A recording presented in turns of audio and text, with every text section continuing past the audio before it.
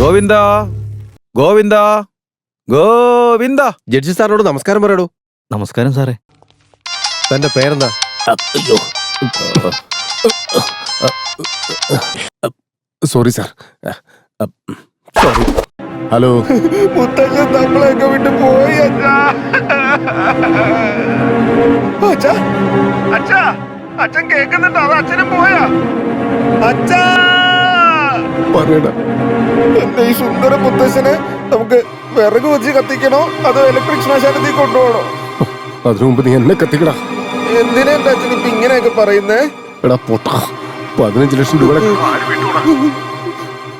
നിന്റെ മുത്തച്ഛൻ ആർക്കൊക്കെ കൊടുത്തിട്ടുണ്ടോ ഇത്രയൊക്കെ കൊടുത്തിട്ടുണ്ടെന്ന് ഒരു പിടുത്തവുമില്ല. ആ മാർവാടി എങ്ങാനും ഈ കാര്യം പറഞ്ഞാ അങ്ങനെ ആദ്യം എന്നെ കൊല്ലും. അതിന് എന്റെ കയ്യിലൊരു നല്ല ഐഡിയ ഉണ്ട് എന്റെ അച്ഛാ. എന്ത് ഐഡിയാണ്? തൽക്കാലം മുത്തച്ഛൻ മരിച്ചു പോയെന്നുള്ള കാര്യം ആരോടും പറയണ്ട അച്ഛാ.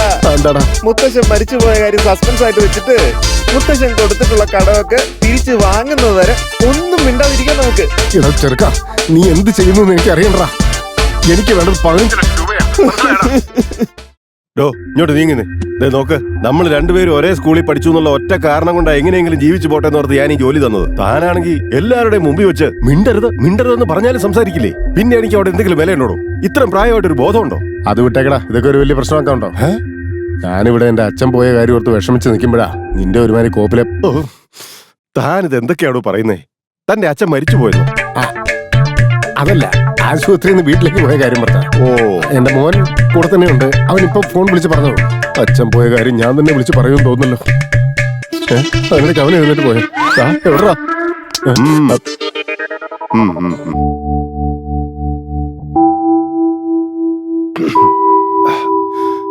ഇത് വാങ്ങിച്ചോ, ഇത് വെച്ചോ. എന്തിനാടാ ഇതൊക്കെ? ആവശ്യം വരും. നിന്റെ അച്ഛൻ വയ്യാതെ കിടക്കല്ലേ, ഇത് കയ്യിൽ വെച്ചോ. ശരി, നടക്കും. കമോൺ.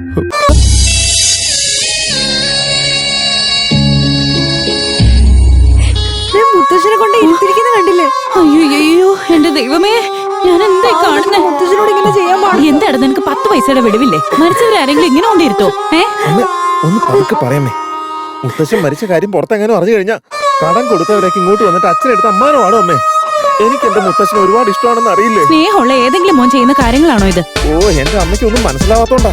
മുത്തശ്ശൻ നമ്മളെ വിട്ട് പോയിട്ടില്ല. അതാവുമ്പോ മുത്തശ്ശൻ കൊടുത്ത കടമെല്ലാം നമുക്ക് തിരിച്ചു വാങ്ങാലോ. കടം കൊടുത്തവരുടെ ഇൻഫർമേഷൻ ഒക്കെ മുത്തശ്ശൻ എവിടെയെങ്കിലും ഒളിച്ചു വെച്ചിട്ടുണ്ടാവും. പൂജാമുറിയിലോ മുത്തശ്ശന്റെ റൂമിലോ അല്ലെങ്കിൽ എവിടെയെങ്കിലും ഒക്കെ ഉണ്ടാവും. ഒന്ന് പോയി നോക്കമ്മേ. നിന്നോടൊക്കെ ഞാൻ എന്ത് പറയാനാ? വാ പോയി നോക്കാം. നമ്മൾ ആലോചിച്ച് വേണം തീരുമാനം. ഹലോ, ഇത് കുറെ നേരമല്ല ഡിസ്കസ് ചെയ്യാൻ തുടങ്ങിയിട്ട്. എനിക്ക് വേറെ പണിയുള്ളതാ. അതെ രാമു, ഞങ്ങളെ കൊണ്ട് കാശൊന്നും തരാൻ പറ്റില്ല. ഞാൻ പറയുന്നൊന്ന് കേക്ക് ഡോക്ടറെ. എന്റെ മുത്തശ്ശൻ ഇവിടുന്ന് ഡിസ്ചാർജ് ആയി വീട്ടിൽ ചെന്ന് ഒരു കാപ്പി കുടിച്ചിട്ടാണ് മരിച്ചെങ്കിൽ കുഴപ്പമില്ലായിരുന്നു. കാറിൽ വെച്ച് തന്നെ ചത്തുപോയി എന്റെ ഡോക്ടറെ. അതിന് അല്ല, അതുകൊണ്ട് ഞങ്ങൾ കിട്ടിയ കാശിന്ന് ഒരു 50% തിരിച്ചു തരാൻ പാടില്ല ഡോക്ടർ. എടോ, 10-20 ലക്ഷം മുടക്കിയാണ് ICU ട്രീറ്റ്മെന്റ് കൊടുക്കുന്നത്. അവിടെ വെച്ച് തന്നെ ചിലപ്പോൾ മരിക്കും. അതിന് ഞങ്ങൾ എന്ത് ചെയ്യാനാ? തരാൻ പറ്റുമോ ഇല്ലയോ? ഇല്ല, പറ്റില്ല.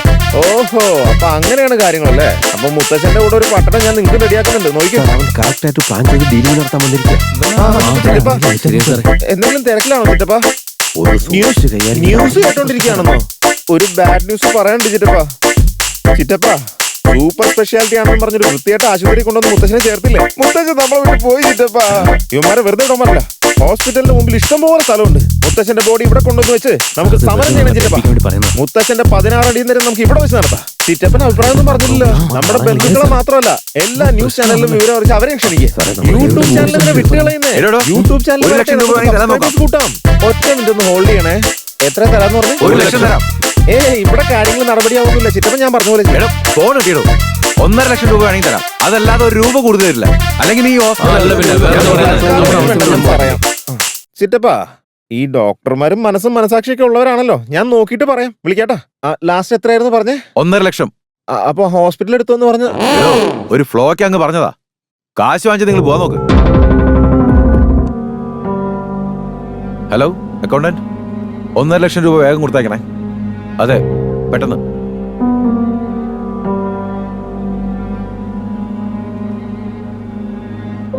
സാർ കറക്റ്റ് സമയത്താ തീരുമാനം എടുത്തേ. ഇവൻ ഇനി ഇവിടെ നിന്നാ ഉള്ള പറഞ്ഞു നന്നായി സാറേ. അയാൾ കൊടുക്ക്.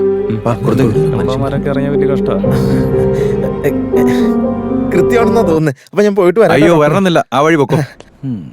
ഈ കാശിന്ന് കുറച്ചെടുത്ത് ടാക്സി ഡ്രൈവർ സാറേ എന്തോന്നാ സാറേ ഇത്? എന്തു പറ്റി ബ്രദർ? സാറിന്റെ അമ്മ പറയാതെ അങ്ങ് പോയി, പെങ്ങളും അതുപോലെ തന്നെ പറയാതെ പോയി, അതുപോലെ തന്നെ നിങ്ങളും പറയാതെ പോകാൻ നിൽക്കുക. തന്റെ മുഖത്ത് നോക്കി 4 ആട്ടാട്ടേ ചെയ്യണ്ടേ? ഞങ്ങളുടെ മുത്തശ്ശൻ ഞങ്ങളോട് പറയേണ്ടി പോയി. അപ്പഴാ തന്റെ ഈ വർത്താനം.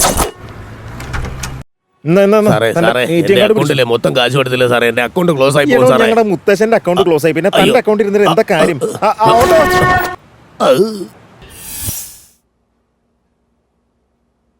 തന്റെ പേരെന്താ? 2 ദിവസമായി ചെവി കെട്ടൂടെ? ആ മുടി ഒന്ന് മാറ്റിയിടോ. ആ വലിയൊരു സിനിമാടൻ. സാറ് വയറുവേനക്ക് ചെവിയിൽ നോക്കുന്നതിനാ. ഡോക്ടറെ അടുത്ത് അനാവശ്യ ചോദ്യങ്ങൾ വേണ്ട. ചെവിയും കേൾക്കില്ല, നാക്കും വെറുതെ ഇരിക്കില്ല. നാക്ക് മേടിച്ച് അക്ഷരമാലയൊന്നും പറയണ്ട, നാക്ക് നീട്ടിയാ മതി. ഈ പല്ലൊക്കെ ഒന്ന് തേച്ചിട്ട് എത്ര നാളായിടും? കഴിഞ്ഞ ദിവസം ഞാൻ ശരിക്കും തേച്ചായിരുന്നു. വയറ്റിന്നൊക്കെ ശരിക്കും പോകുന്നുണ്ടോ? എന്ത് പറയാനാ സാർ, ഒന്ന് പോണം. ഓ ഈശ്വര.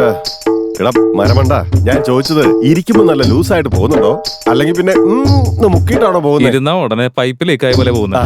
അതാ വേണ്ട. Very good. യൂറിനാണോ ലാറ്ററിനാണോ ആദ്യം പോകുന്നത്? രണ്ടും ഒരുമാതിരി ഇരട്ട പറ്റ പോലെ. ഏതാ പോകുന്നതെന്ന് മനസ്സിലാവുന്നില്ല ഡോക്ടറെ.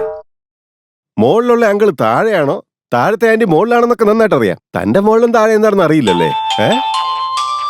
ഡോക്ടറെ അടുത്ത് അവന്റെ കൂടായി. പറയടാ. ഞാൻ ഇപ്പൊ തന്നെ വരാം. താൻ പൊക്കോ. അല്ല, അപ്പൊ എന്റെ ട്രീറ്റ്മെന്റോ? നാളെ ആദ്യം പോകുന്ന ഇതാണോ അതോ ഇതാണെന്ന് മനസ്സിലാക്കിട്ട് വാ, എന്നിട്ട് ആലോചിക്കാൻ ട്രീറ്റ്മെന്റ്. നാളെ ഇങ്ങോട്ട് വരാം, ഡോക്ടറെ നോക്കി. ഞാൻ തന്നെ കഴി തരട്ടെ. സന്തോഷം. അതെ സിസ്റ്റർ, ഡോക്ടർ. ഇവനെ കോഴിക്കുട്ടി കൊണ്ടിരുത്ത് പക്ഷിപ്പനി ഒന്ന് ചാവട്ടെ. Okay doctor. നിനക്ക് കഴി തരാനല്ലേ ഞാൻ ഇവിടെ ഇരിക്കും. ഡോക്ടറെ, ഞാനിവിടെ ഇരിക്കണോ അതോ പോണോ? എന്തായാലും ഇവിടെ വരെ വന്നതല്ലേ, കക്കൂസൊക്കെ കഴിയിട്ട് പോ. കൊടുത്തതെല്ലാം കൊടുത്തു, അതാർക്കാണ് കൊടുത്തേ? ഒരാൾക്കാണോ കൊടുത്തേ? വെറുതെ നീ ഇങ്ങനെ ഇവിടെ ഇരുന്ന് പാടിയ ഈ വീട്ടിലുള്ള മറ്റുള്ളവരും കൂടെ വടിയാവൂലോ. ബന്ധുക്കളെയൊക്കെ വിളിക്കണ്ടേ? അതല്ല അമ്മാവ, മുത്തശ്ശൻ മരിച്ചു പോയ കാര്യം തൽക്കാലം ഇപ്പൊ ആരും അറിയാൻ പാടില്ല. അതെന്താടാ? ഈ മുത്തശ്ശന്റെ ചികിത്സയ്ക്ക് വേണ്ടി എന്റെ അച്ഛൻ 15 ലക്ഷം രൂപ കടം വാങ്ങിച്ചിട്ടുണ്ട്. അതും വട്ടിപ്പലിശയ്ക്ക് അമ്മാവ. ഇങ്ങനെ പോയി കഴിഞ്ഞാൽ 15-25 ആയി മാറും. മുത്തശ്ശൻ രഹസ്യമായിട്ട് ആൾക്കാർക്ക് കാശ് കടം കൊടുക്കാറില്ലേ? മരിച്ചു പോയെന്ന് എങ്ങനെ അറിഞ്ഞു കഴിഞ്ഞാൽ അവന്മാരൊക്കെ മുങ്ങിക്കളയില്ലേ? അത് കഴിഞ്ഞ് എന്റെ അച്ഛന്റെ അവസ്ഥ ഒന്ന് ആലോചിച്ച് നോക്കി അമ്മാവ. അതുകൊണ്ടാണ് ഞാൻ പറഞ്ഞത്, എന്തെങ്കിലും ഒന്ന് ചെയ്ത് ഈ ബോഡി നാറാതെ ഒന്ന് റെഡിയാക്കി തരാം. അതൊക്കെ ചാകുമ്പോ തന്നെ ചെയ്യേണ്ടതാ. എന്റെ പൊന്നെ അമ്മാവ, എന്തെങ്കിലും ഒന്ന് ചെയ്ത് നേരെ ആക്ക് പ്ലീസ്. ശരി, ഞാൻ കാശ് കടക്കുന്നത് ആർക്കൊക്കെയാണെന്ന് പറ. ബോഡിയിൽ ഇപ്പോഴും ഹീറ്റ് ഉണ്ടോ? അപ്പൊ ഇതുവരെ മരിച്ചിട്ടില്ലേ? നീ കിടന്ന് ചാവാതെ നോക്കട്ടെ. ഇയാൾ ഇപ്പോഴും ജീവനോടെ ഉണ്ടാ? അയ്യോ, എന്റെ മുത്തശ്ശൻ മരിച്ചിട്ടില്ല. എന്റെ മുത്തശ്ശൻ മരിച്ചിട്ടില്ല. ചത്താലും കരയും ചത്തില്ലെങ്കിലും കരയും. ആദ്യം മനുഷ്യടുത്ത് മുത്തശ്ശ സോറി മുത്തശ്ശ, ഫൈനാൻസ് കൊടുത്തവന്മാരെടുത്തോണ്ട് പോകണ്ടെന്ന് വെച്ചാൽ ഞാൻ എടുത്തിട്ടതാ. ഡ്രിപ്പ് ഇട്ടിട്ടുണ്ട്, ഇടയ്ക്കിടയ്ക്ക് ഒന്ന് വന്ന് നോക്കിക്കോണം. ഇത് തീരുമ്പോ അടുത്തെടുത്തിട്. രക്ഷപ്പെടുമായിരിക്കും അല്ലേ? ആള് കോമയിലായി പോയി.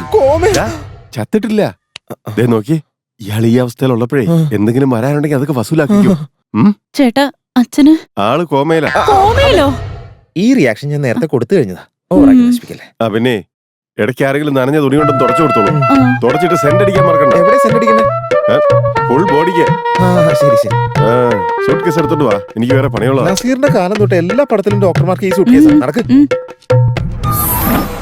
എടാ രാമു, നിന്റെ മുത്തച്ഛന് ജീവൻ തിരിച്ചെട്ടി. എല്ലാം ആ ഭഗവാന്റെ കാരുണ്യം കൊണ്ടാ എന്റെ മുത്തശ്ശൻ മരണമില്ലാത്ത മാർക്കല്ലേ.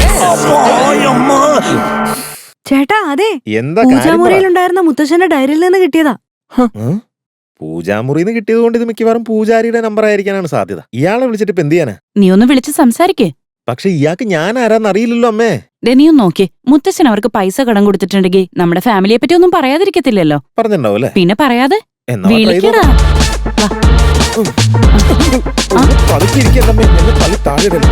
നമ്പർ 9538 സൈറ്റിന്റെ പ്ലാൻ ഇപ്പോൾ കറക്റ്റ് ആയിരിക്കും.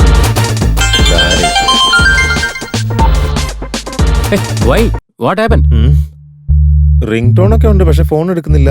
എടുക്കാനങ്ങ് പറഞ്ഞാ പോരെ.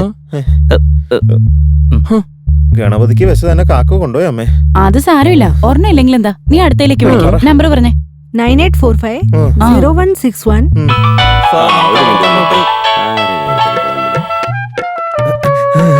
ഹലോ. നമസ്കാരം സാറേ, ഞാൻ ദേവദാസന്റെ മകൻ കാളിദാസനാണ് സംസാരിക്കുന്നത്. പറഞ്ഞോളൂ. ഞാൻ കാളിദാസനല്ല, അയാളുടെ മകൻ രാമദാസനാ. മോനെ പറ. മുത്തശ്ശനാ നിങ്ങളുടെ നമ്പർ എനിക്ക് തന്നതേ. അപ്പൊ ഇപ്പൊ എങ്ങനെ എവിടെ വെച്ച് തരാന്നൊക്കെ ചോദിക്കാൻ പറഞ്ഞായിരുന്നു. ഞാൻ മോന്റെ മുത്തച്ഛന്റെ അടുത്ത് 2 ലക്ഷം രൂപ കടം വാങ്ങിയായിരുന്നു. മാസം മാസം പലിശ കൃത്യമായിട്ട് തന്നോണ്ടിരുന്നതാ. കഴിഞ്ഞ ആഴ്ച കുറച്ച് അധികം പൈസ കയ്യിൽ വന്നായിരുന്നു. അപ്പൊ കൊണ്ടുവന്ന് കൊടുത്തേക്കാന്ന് കരുതി മുത്തച്ഛന് ഫോൺ ചെയ്തപ്പോ ഫോൺ സ്വിച്ച് ഓഫ് ആയിരുന്നു. സ്വിച്ച് ഓഫ് ആക്കി വെച്ചത് മുത്തച്ഛന് വയ്യാത്തോണ്ട് ആശുപത്രി കൊണ്ടുപോയതാ. ഇപ്പൊ വീട്ടിൽ വന്നോടനെ ഫോൺ ചെയ്യാൻ എന്നോട് പറഞ്ഞതേ. ഇപ്പോ ഒരു 10 മിനിറ്റിൽ റെഡി ക്യാഷുമായിട്ട് നിങ്ങളുടെ വീടിന്റെ മുന്നിലെത്തും. അല്ല സാറേ, ഞങ്ങളുടെ വീടിന്റെ അഡ്രസ്. നിങ്ങളുടെ മുത്തച്ഛന് എത്ര തവണ വീടിന്റെ മുന്നിൽ ഡ്രോപ്പ് ചെയ്തിട്ടുള്ളതാ? അഡ്രസ് ഒക്കെ അറിയാം. 2 ലക്ഷം രൂപ. ഒന്ന് വേഗം എടുക്ക്. എന്തെടുക്കാൻ ഫോൺ എടുക്കണം. ഏതോ ഒന്നോ നമ്പർ ആണല്ലോ ആരെന്നറിയില്ല. സംസാരിച്ചു നോക്ക്. ഹലോ ആരാ? ഞാനാടാ നിന്റെ തന്ത. ഡോക്ടർ എല്ലാ കാര്യങ്ങളും എന്നെ ഫോണിൽ വിളിച്ച് പറഞ്ഞു. അച്ഛന് ബോധം തിരിച്ചു കിട്ടുന്നതിന് മുമ്പ് അച്ഛൻ കൊടുത്തിരിക്കുന്ന എല്ലാ കാശും നമ്മൾ തിരിച്ചു മേടിച്ചിരിക്കണം. അച്ഛനൊന്നുകൊണ്ടും വിഷമിക്കണ്ടെന്നേ. മുത്തശ്ശന്റെ ഡയറിയിൽ നിന്ന് 5 നമ്പറുകളാണ് കിട്ടിയിരിക്കുന്നത്. അതിൽ നിന്ന് ഒരു നമ്പറിൽ വിളിച്ചപ്പോഴേ വീട്ടിലേക്ക് 2 ലക്ഷം രൂപ വരാൻ പോകുന്നേ. സഹായത്തിനായി ഞാനും അങ്ങോട്ട് എത്താം.